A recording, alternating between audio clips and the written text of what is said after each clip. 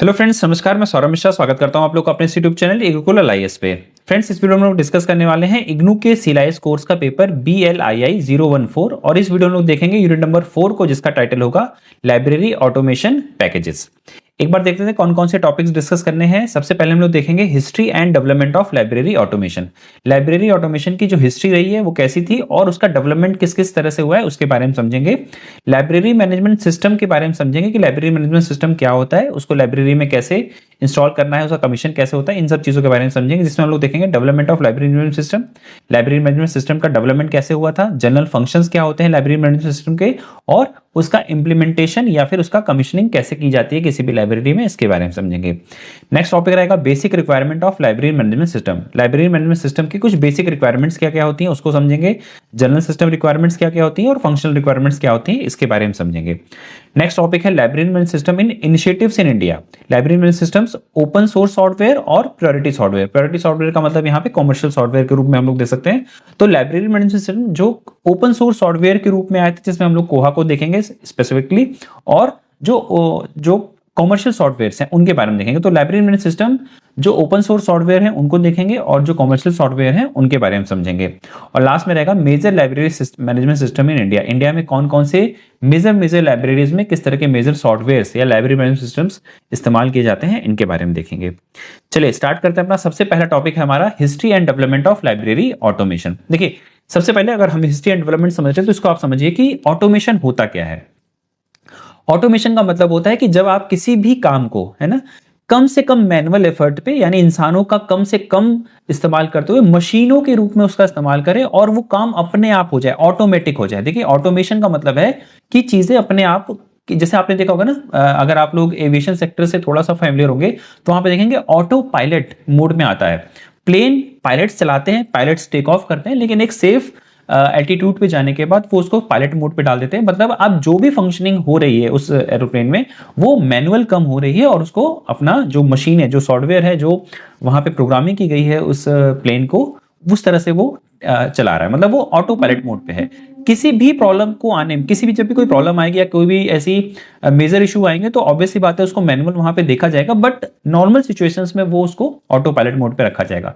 Same हमारी libraries में भी देखा जाता है कि लाइब्रेरीज वैसे तो ह्यूमन के इंटरफेस से, यानी जो लाइब्रेरियन होगा वो हेल्प करेगा अपने रीडर्स को, वो मैनेज करेगा अपनी लाइब्रेरीज को, बट कुछ ऐसे सॉफ्टवेयर, ऐसे हार्डवेयर का इस्तेमाल करके हम अपनी लाइब्रेरी को ऑटोमेटिक कर सकते हैं, यानी कम से कम ह्यूमन इंटरफेरेंस से ज्यादा अपने रीडर्स को वहां पे सर्विसेज दे पाए। अगर कुछ ऐसा अपनी लाइब्रेरी में हम लोग कर पा रहे हैं तो वो कहलाता है ऑटोमेशन। अब इसमें सबसे बड़ी चीज जो होती है वो होती है सॉफ्टवेयर का इस्तेमाल करना, कि आप लाइब्रेरी के जितने भी हाउसकीपिंग ऑपरेशंस हैं, अब आप लाइब्रेरी में देखते हैं तो एक्विजिशंस होता है, सर्कुलेशन होता है, लाइब्रेरी के रिकॉर्ड्स का मेंटेनेंस होता है, सीरियल्स के रिकॉर्ड्स का मेंटेनेंस होता है, या जितने भी नॉन बुक मटेरियल्स हैं उनको जो मेंटेन करता है। अब इन सब चीजों को अगर आप मैनुअली हैंडल करते हैं, रजिस्टर्स बना के करते हैं, तो एक मेथड हो सकता है, या फिर with the help of hardware and software आप उस चीज को मैनेज कर सकते हैं। और with the help of software अगर आप इस सब चीजों को करते हैं तो वो प्रोसेस कहलाता है ऑटोमेशन का। देखिए, library automation is a general term that refers to automation of several different areas of library work. These include housekeeping operations, information retrievals, digital assets management, library, networking libraries, internet and web based services, electronic library resources on CD-ROM और on the web, digitization operations, remote access to the library resources and office automation। Library में बहुत सारे काम है। किसी भी एक library में आप देखते हैं तो वहां पे बहुत सारी चीजों को, वहां बहुत सारे फंक्शंस को परफॉर्म किया जाता है। अभी जितने भी फंक्शंस परफॉर्म किए जा रहे हैं, अगर आप उनको with the help of internet, with the help of software, with the help of specific hardware, अगर आप उसको ऑटोमेटिक मोड में ला देते हैं या उसको ऑटोमेशन की प्रक्रिया में आप कर देते हैं, तो वो प्रोसेस कहलाता है हमारा ऑटोमेशन। ठीक है। अब देखिए, ये जितने भी यहाँ पे मैंने आपको पॉइंट्स बताए ना, ये जो पॉइंट्स आप 9 पॉइंट्स यहाँ पे देख रहे हैं, ये सारे ये लाइब्रेरी के काम हैं। अब इन सभी कामों को अगर आप मैनुअल की जगह कंप्यूटर के फॉर्म में कराने लग जाए, कंप्यूटर से with the help of computer करने लग जाए, तो वो चीजें आपकी कहलाएंगी automation. It could be said that the library automation began in 1930s when punch card introduction। यहां से आपके CLIS में ऑब्जेक्टिव क्वेश्चन बनेगा कि आप लाइब्रेरी का ऑटोमेशन कब से स्टार्ट हुआ, या विद द किस चीज की हेल्प से हम लोग कह सकते हैं कि लाइब्रेरी का ऑटोमेशन होना स्टार्ट हुआ था? तो पहले क्वेश्चन बनेगा कि कब से हुआ, तो आप यहाँ पे आंसर दे सकते हैं कि 1930 से हम लोग कह सकते हैं कि लाइब्रेरीज में ऑटोमेशन की प्रक्रिया स्टार्ट हुई थी। और वो किस चीज से हुई थी? वो थी आपकी पंच कार्ड। पंच कार्ड क्या है? जैसे हमारे लाइब्रेरीज में कैटलॉग्स होते हैं, अब तो कैटलॉगिंग हमारे पास होने लग गई है, लेकिन उस समय लाइब्रेरीज के रिकॉर्ड्स को मेंटेन करने के लिए, लाइब्रेरीज के सर्कुलेशन को प्रॉपर वे में मैनेज करने के लिए पंच कार्ड की सुविधा थी। तो punch card, with the help of punch card हम लोग ये कह सकते हैं कि लाइब्रेरी में ऑटोमेशन होना स्टार्ट हुआ था। Equipment was implement for the use of library circulation and acquisition. जो पंच कार्ड आया था ना, जो स्टार्टिंग में ये जो टेक्नोलॉजी थी पंच कार्ड की, वो लाइब्रेरी के सर्कुलेशन और लाइब्रेरी के एक्विजिशन के लिए स्टार्ट हुई थी। The computer technology first arrived in libraries in the late 1960s। देखिए स्टार्टिंग हो गई थी 1930 से पंच कार्ड की, लेकिन पंच कार्ड से हम लोग ये नहीं कह सकते थे कि सभी जितनी भी हमारी लाइब्रेरी के ऑपरेशंस होते हैं, जितने भी वर्क होते हैं, वो सारे ऑटोमेटेड हो गए थे। बस उसमें मेजरली काम किसका हुआ था? सर्कुलेशन का और एक्विजिशन का। मतलब लाइब्रेरी में with the help of punch card आप ज्यादा से ज्यादा सर्कुलेशन की जो एक्टिविटीज होती थी या फिर आपकी जो एक्विजिशन की एक्टिविटीज होती थी, उनको आप ऑटोमेटिक फॉर्म में कर सकते थे। बट 1960s के बाद जब कंप्यूटर का इन्वेंशन हुआ या कंप्यूटर्स हमारी डे टू डे लाइफ में आना स्टार्ट हुए, उसके बाद से लाइब्रेरीज में एक कह सकते हैं फुल फ्लैश लेवल पे ऑटोमेशन की प्रक्रिया स्टार्ट हुई थी।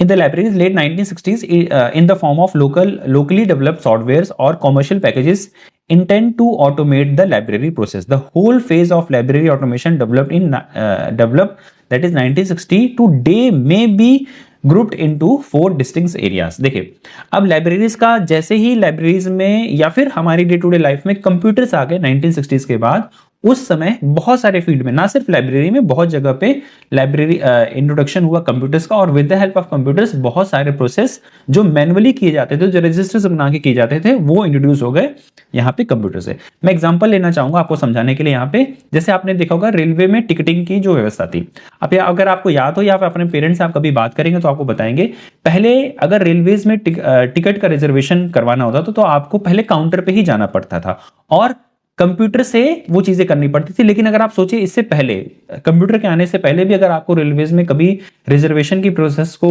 फॉलो करना होता तो वो सारे रजिस्टर्स पे होते थे। एक स्टेशन मास्टर्स या जहां पे भी आपको रिजर्वेशन कराना होता था, वो स्टेशन मास्टर्स वहां पे रजिस्टर में नोट करता था कि इतने पर्सन को यहां से इस जगह पे इस ट्रेन पे जाना है, और वो इंफॉर्मेशन फिर दूसरे स्टेशन पे भी पहुंचाई जाती थी कि यहां से हमारे से इस जगह रिजर्वेशन हुआ है, प्लीज आप इस ट्रेन से इस जगह पे रिजर्वेशन मत लीजिएगा।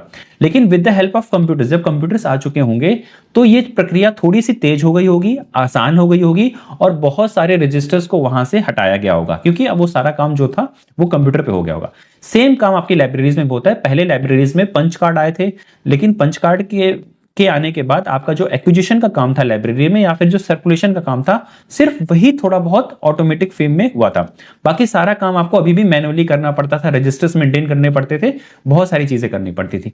बट लेट 1960s के बाद, 1960s के बाद जब कंप्यूटर आए तो वहां पे बहुत सारे काम कंप्यूटर के बेसिस पे होने लगे, और हम लोग उसको कह सकते हैं कि यहाँ पे ऑटोमेशन की प्रक्रिया स्टार्ट हुई थी। अब देखिए इसका डेवलपमेंट कैसे था, इसका डेवलपमेंट कैसे हुआ। अब जो भी डेवलपमेंट हुआ है ना, वो कंप्यूटर जैसे जैसे एडवांस होते गए, या कंप्यूटर की टेक्नोलॉजी जिस तरह से बढ़ती गई, उस तरह से हमारे लाइब्रेरी के भी ऑटोमेशन के प्रोसेस को हम लोगों ने डेवलप किया। जिसे इसमें देखिए हम लोग जो भी डेवलपमेंट हुए हैं लाइब्रेरी में ऑटोमेशन को, उसको 4 एराज में बांटेंगे। First era, second era, third era और फोर्थ एरा। और आप यहां पे देखेंगे जो फर्स्ट एरा था, सेकेंड एरा, थर्ड एरा था, वो कंप्यूटर की टेक्नोलॉजी के डेवलपमेंट के साथ साथ चेंज होते रहे। जैसे हम लोग देखते हैं मोबाइल में टेक्नोलॉजीज आती हैं, 1G 2G 3G 4G 5G, उसी तरह से टेक्नोलॉजीज डेवलप होने लग गई लाइब्रेरी ऑटोमेशन। जैसे फर्स्ट एरा देखे कह सकते हैं कि कंप्यूटराइजेशन, यानी लाइब्रेरीज में जैसे ही कंप्यूटर इंट्रोड्यूस हुए 1960s में, वैसे ही बहुत सारे रजिस्टर, जो सर्कुलेशन रजिस्टर्स थे या फिर जो एक्विजिशन रजिस्टर्स थे, उन सब चीजों को मैनुअली की जगह ऑटोमेटिक प्रोसेस में या फिर कंप्यूटर के फॉर्म में हम लोग ने करना स्टार्ट किया। तो वहां पे जो भी चीजें थी, जो भी बेसिक हाउसकीपिंग ऑपरेशंस थे स्टार्टिंग में, वो with the help of computer होना स्टार्ट हो गए। नेक्स्ट, सेकेंड एरा में पब्लिक एक्सेस और ओपन पब्लिक एक्सेस कैटलॉग। ठीक है, अब यहां पे कैटलॉगिंग की प्रोसेस होगी कि हम लोगों ने पब्लिक को, जो हमारी लाइब्रेरी में कैटलॉग थे ना, वो पहले आपको क्या करने पड़ते थे, अगर वो मैनुअली बने हुए हैं, वो कैटलॉग कार्ड में बने हुए हैं, तो जब तक कोई यूजर आपकी लाइब्रेरी में नहीं आएगा, वो नहीं पता कर सकता, या उसको नहीं पता चलेगा कि आपकी लाइब्रेरी में किस तरह के रिसोर्सेज अवेलेबल हैं। बट लाइब्रेरीज में जैसे ही कंप्यूटर्स आए और वो कंप्यूटर्स इंटरनेट से कनेक्ट हुए, तो क्या हुआ कि लाइब्रेरी में जितने भी कैटलॉग्स थे या फिर जो भी कैटलॉग्स थे वो वेबसाइट पे जाना स्टार्ट हो गए, और with the help of websites आप उस लाइब्रेरी के कैटलॉग को पब्लिश करते थे अपनी वेबसाइट। फ्रेंड्स, अगर आप ये वीडियो कंप्लीट करना चाहते हैं तो आपको हमारा CLIS कोर्स हमारे एप्लीकेशन पे सब्सक्राइब करना पड़ेगा। एप्लीकेशन को डाउनलोड करने का लिंक नीचे आपको डिस्क्रिप्शन बॉक्स में मिल जाएगा।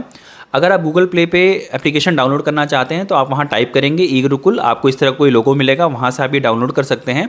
और अगर आप एप्पल फ़ोन यूज़र हैं तो आपको पहले क्लास प्लस एप्लीकेशन डाउनलोड करनी पड़ेगी अपने एप्पल स्टोर से, और वहाँ पे आपसे ORG कोड पूछा जाएगा जो आपको टाइप करना होगा ZMXYG। अगर आप ये ORG कोड टाइप करते हैं तो आपको हमारे ई गुरुकुल का जो भी कंटेंट एप्लीकेशन पे अवेलेबल है वो सारा आपको अवेलेबल हो जाएगा। यहाँ पे आप देख सकते हैं मैंने टोटल CLIS कोर्स का वीडियो ड्यूरेशन आपको प्रोवाइड कर रखा है। एक एक यूनिट की कौन कौन सी वीडियो कितने लेंथ की है वो मैंने आपको दे रखी है। टोटल आपको जो CLIS कोर्स है वो 24 वॉच आवर का है, मतलब 24 आवर्स के ड्यूरेशन का मैंने कंप्लीट कंटेंट आपको एप्लीकेशन पे दे रखा है। आप अगर एक बार कोर्स परचेज करते हैं तो एट अ सेम टाइम आपको सारी वीडियोस का एक्सेस आपको अवेलेबल हो जाएगा, और आप चाहें तो रोज 1 या 2 वीडियोस अपनी कंप्लीट करके अपने सिलेबस को कंप्लीट कर सकते हैं। आप हमारे CLIS व्हाट्सएप ग्रुप से ज्वाइन होना चाहते हैं तो आप ये QR कोड स्कैन करके हमारे CLIS व्हाट्सएप ग्रुप से ज्वाइन हो सकते हैं, या फिर मैंने डिस्क्रिप्शन बॉक्स में भी इस व्हाट्सएप ग्रुप का लिंक दे रखा है, आप वहां से भी इसको ज्वाइन कर सकते हैं। ये कुछ कोर्स के फीचर्स हमारे पास अवेलेबल हैं। अगर आप ये हमारा कोर्स सब्सक्राइब करते हैं तो आपको ये सारे फीचर्स अवेलेबल हो जाएंगे। सभी 27 यूनिट्स आपको सेम टाइम पे मिल जाएगी। आपको अगर असाइनमेंट चाहिए CLIS के तो वो भी सॉल्व असाइनमेंट जुलाई या फिर जनवरी सेशन के आपको हमारे एप्लीकेशन पे फ्री ऑफ कॉस्ट अवेलेबल हो जाएंगे, आप वहाँ से देख सकते हैं। कुछ और कंटेंट्स भी हमने यहाँ पे अपने इग्नू के अदर यूनिवर्सिटी के हिंदी में मटेरियल डाल रखे हैं, आप चाहे तो उनको भी एक्सेस कर सकते हैं। अगर आपको वीडियो पसंद आई होगी तो जरूर से लाइक करिएगा, अपने दोस्तों के साथ शेयर करिएगा, और इग्नू के CLIS कोर्स रिलेटेड किसी भी तरह के अपडेट्स को देखने के लिए आप हमारे इस चैनल को जरूर सब्सक्राइब करिएगा, ताकि आपको डे टू डे की जो भी इंफॉर्मेशन है आपके कोर्सेज रिलेटेड वो मैं आप तक पहुँचाता रहूँ।